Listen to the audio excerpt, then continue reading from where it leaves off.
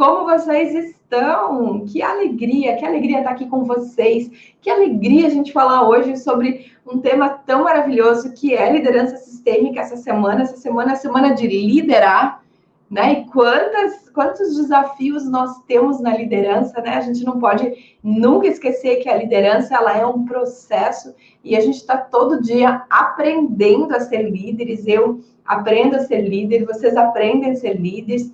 E eu acho que algo que eu não havia falado para vocês é de que os pais são grandes líderes, né?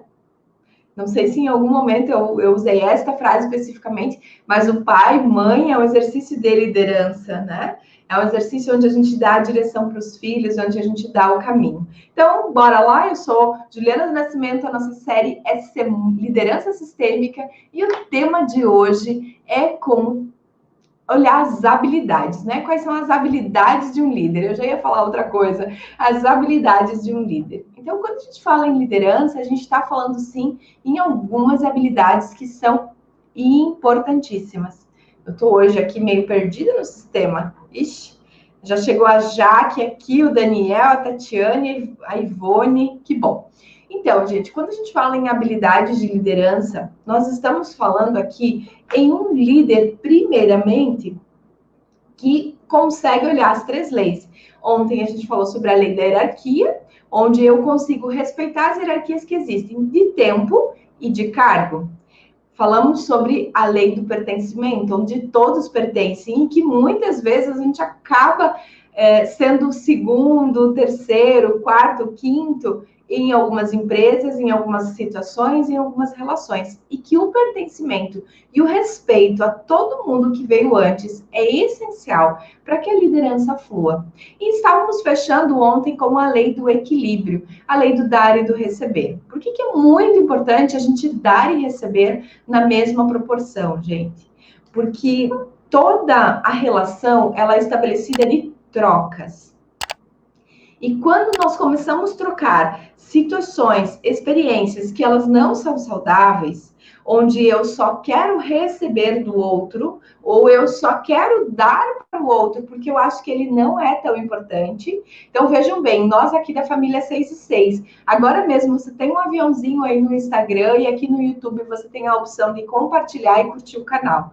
Então, se você fizer isso agora, se você enviar o aviãozinho para alguém, você está equilibrando. Nós estamos equilibrando a nossa relação. Quando vocês divulgam o nosso trabalho aqui no Instituto IOD, vocês nos apoiam. Quando eu ligo a câmera, quando o Rafael liga a câmera para que a gente fale com vocês, nós estamos contribuindo com vocês.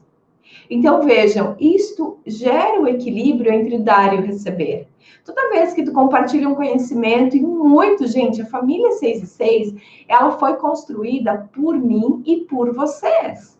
Porque é impossível a gente chegar às 6 e pouquinho da manhã, e nós já estamos em mais de 40 pessoas aqui, online, ao vivo, e essas 40 pessoas, elas foram construídas no equilíbrio no dar e no receber. Muitos aqui são convidados, não meus, são convidados de vocês.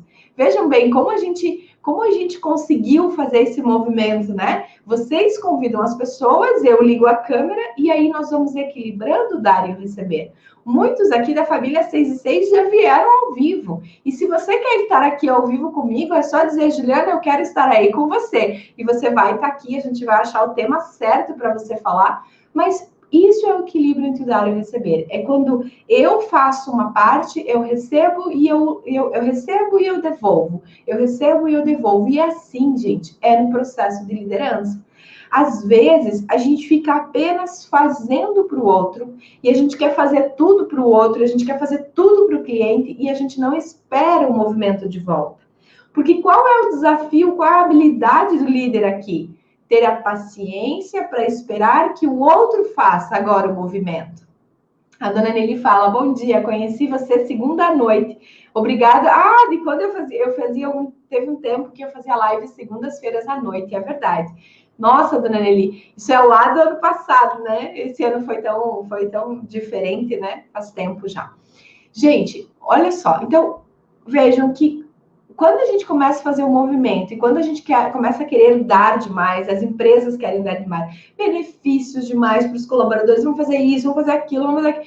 e não espera o colaborador devolver, ou não faz o movimento de dizer, ok, a gente faz isso quando o resultado da empresa for X. Então, a gente começa a equilibrar, sabe, a troca. Nós entregamos um Natal fantástico, porque a gente recebeu um ano fantástico. Ou, ao contrário, a gente dá um Natal fantástico, um novo fantástico, porque nós queremos, no próximo ano, um ano fantástico. Então, e é muito importante, na lei do equilíbrio, na lei do dar e do receber, que a gente tenha clareza.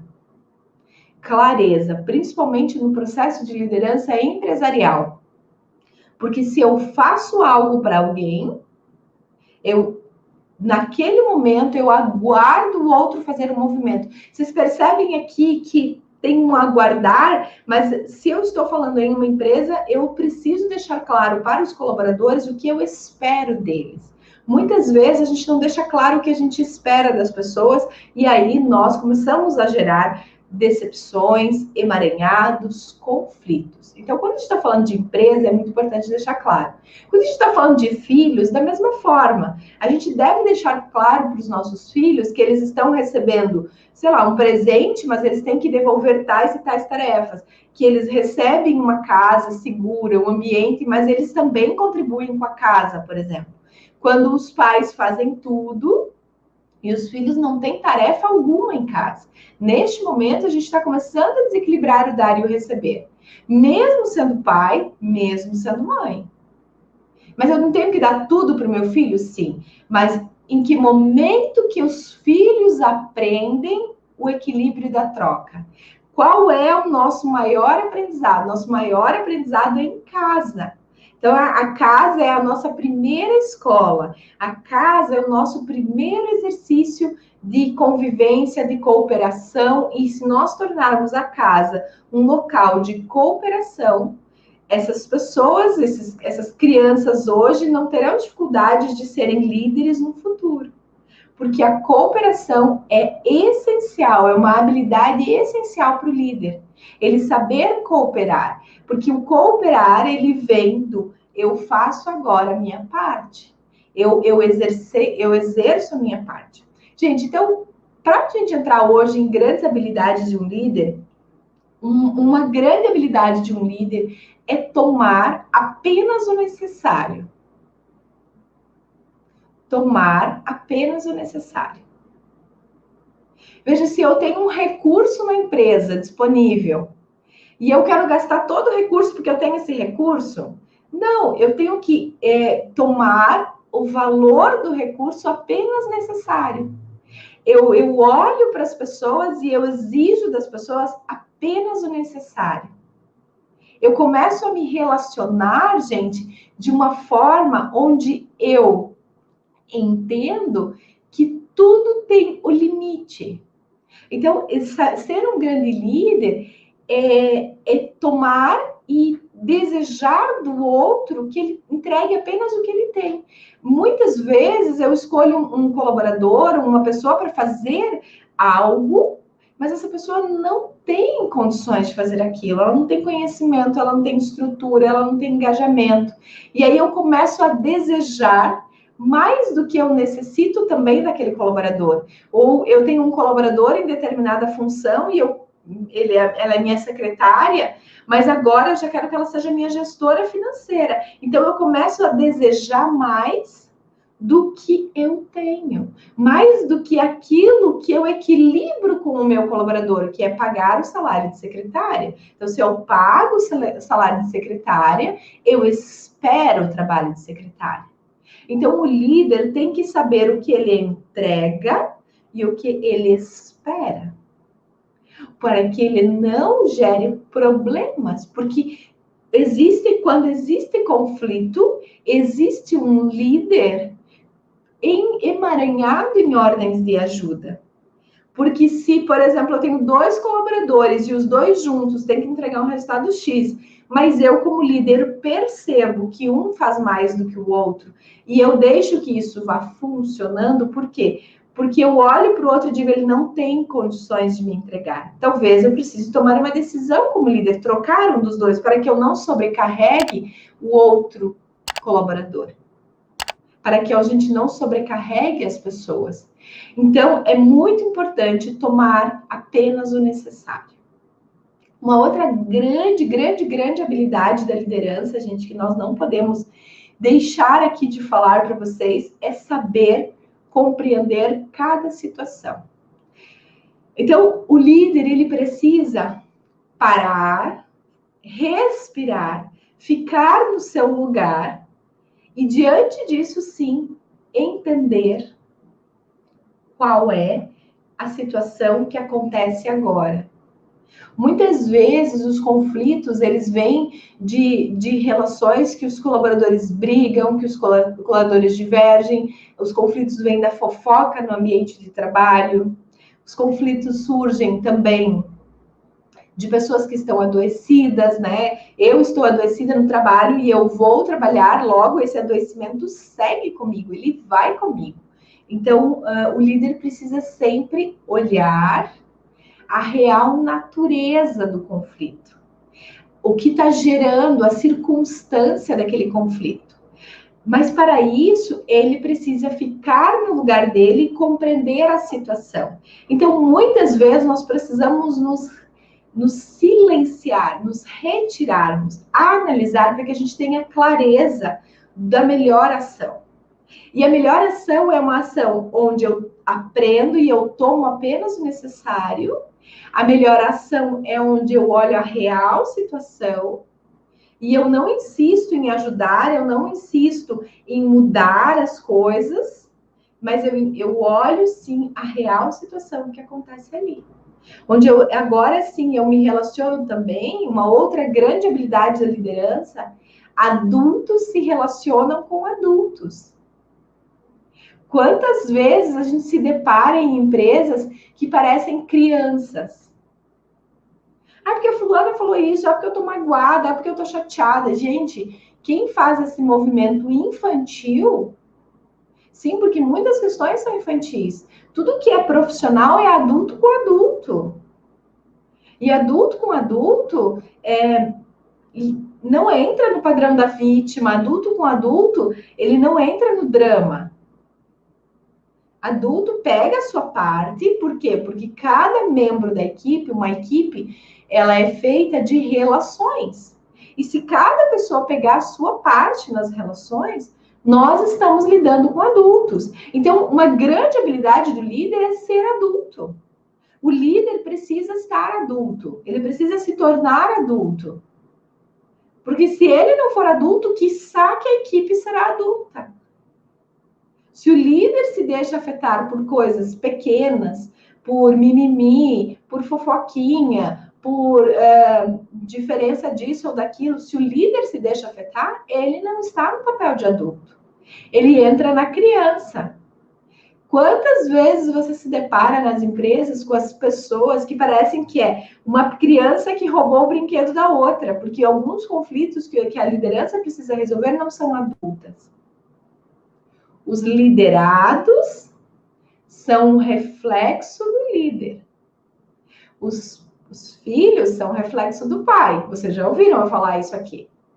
E os liderados, da mesma forma, são reflexo do líder. Então, quando eu vejo uma equipe imatura, brigando como crianças, necessariamente eu olho para aquele líder e me pergunto: quando, em que momento que ele não se tornou adulto para resolver aquilo? O líder tem que ser adulto, para depois a gente querer que os seus liderados sejam adultos. Senão ele vai resolver as coisas como crianças, as pessoas vão se portar mais como crianças, alguns liderados vão embora. Vocês já ouviram uma frase que é muito famosa, que diz assim, que os líderes é que geram as demissões, ou que eu me demito não da empresa, mas do meu líder. Então, muitas vezes nós nos demitimos dos nossos líderes, não da nossa empresa. Não somente da empresa. É muito comum as pessoas se demitirem do líder, porque o líder talvez não seja adulto. Ou o contrário, quando o líder é adulto e os colaboradores são infantis, eles não vão suportar. Essa relação não dá certo. Então, sim, é provável que algumas pessoas, quanto mais adulto o líder fique, elas saiam, elas vão embora, elas precisam pedir demissão, porque elas não suportam o ambiente, elas estão buscando um líder infantil. E lembrem-se, né? A gente conecta o líder certo para nós. Hoje, se você está aqui, se você está me ouvindo e você tem um líder que ele é bom demais, que ele é queridinho demais, ou que ele é chato demais, ou que ele é difícil demais, lembre-se que você conectou ele. A minha pergunta para ti é: quem você está conectando e para quê? Né? Se você é um líder e você não é o dono da empresa, existe um proprietário, existe um gestor maior. O que você está conectando na relação com essa pessoa? O que você está buscando?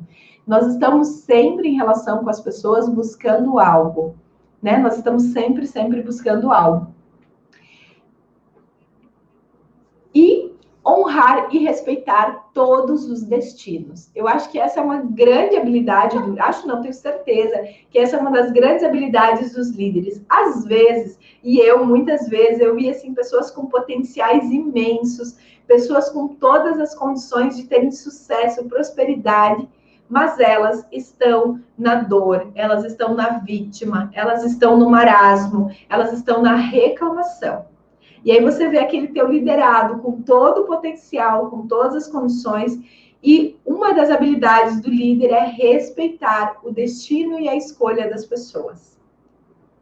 Sim, respeitar. Porque se todos nós estamos a serviço do nosso sistema familiar, e eu vejo uma pessoa com um potencial imenso, fantástico, e ela não sai do chão, ela não quer melhorar, ela não quer se envolver. Eu sei que ela tem condições, mas ela não quer. Então, cabe a nós, líderes, respeitarmos o destino das pessoas. Às vezes, as pessoas vai passar... Sabe aquela coisa que tu vê, assim, que o cavalo encilhado tá passando na frente da pessoa, que ela tem toda a oportunidade do mundo e que ela poderia pegar, porque você sabe que vai dar certo, que vai ser bom, que essa pessoa vai crescer profissionalmente, pessoalmente, mas ela não quer. Ela não quer. Por exemplo, tem lá uma formação que a empresa vai pagar e tem uma pessoa que o marido dela é muito ciumento e se ela aceitar aquela formação, ela vai brigar com o marido. Ela diz não para a formação. E você, como líder, você diz, mas meu Deus, essa formação é para ti. Se você fizer, se você pegar essa oportunidade, você vai crescer. Né? E a gente tem todas as justificativas. Mas quando o colaborador não quer, cabe a nós. Quando o nosso filho não quer, quando as pessoas não querem, cabe a nós respeitarmos o destino e a escolha das pessoas. Para mim, gente, essa é um grande aprendizado. E eu fico, às vezes, pensando assim, nossa, como eu teria sido se eu conhecesse essas leis, se eu conhecesse o funcionamento sistêmico, se eu entendesse um pouco mais de liderança sistêmica há tempos atrás. Como eu poderia ter contribuído mais com as empresas, com os locais, mas tudo é como é, né? Então a gente acolhe tudo como é. Então, se a gente entende que o líder ele tem essa capacidade, que ele tem essas questões, ele de tomar apenas o necessário, de ser adulto e compreender as situações no local certo, ter a habilidade de compreender o que está acontecendo, de ele respeitar o destino dos seus colaboradores. Neste momento, a gente tem grandes habilidades de liderança. Vejo que nós estamos aqui falando de ficar no nosso lugar, de olhar para os contextos e dizer, ok, isso está acontecendo agora, eu sou maduro, eu sou adulto, eu estou lidando com pessoas adultas, é como é, você vai ter paciência, você vai ter, sim, empatia de se colocar no lugar do outro, né? E entender o que é a empatia, né? Empatia é quando eu me coloco no lugar do outro e quando eu volto para o meu lugar.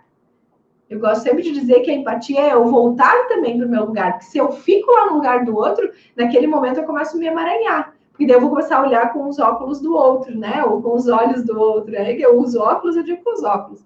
Então, a empatia, sim, é eu ir para o lugar do outro, perceber, entender o que está acontecendo e voltar para o meu lugar. Porque é no meu lugar que eu tomo as decisões, é no meu lugar que eu fico forte.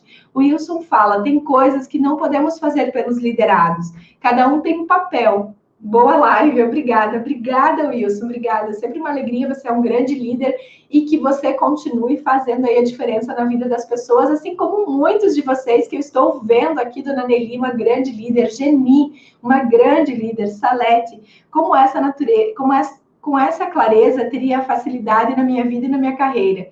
Foi como foi, né, Salete? É verdade, foi como foi. A gente acessa o conhecimento na hora certa, né? Cada um de nós aqui está em uma determinada idade, em um determinado momento da nossa vida. Mas eu aprendi uma coisa, gente. A vida está acontecendo agora. E se você está aqui, se você está ouvindo isso, é porque isso de alguma forma faz sentido para você e que você consegue aplicar em algo que neste momento é muito importante. Ok, gente? É sempre muito bom estar com vocês. A gente encerra aqui amanhã, 6h06. Eu espero vocês. Um beijo no coração.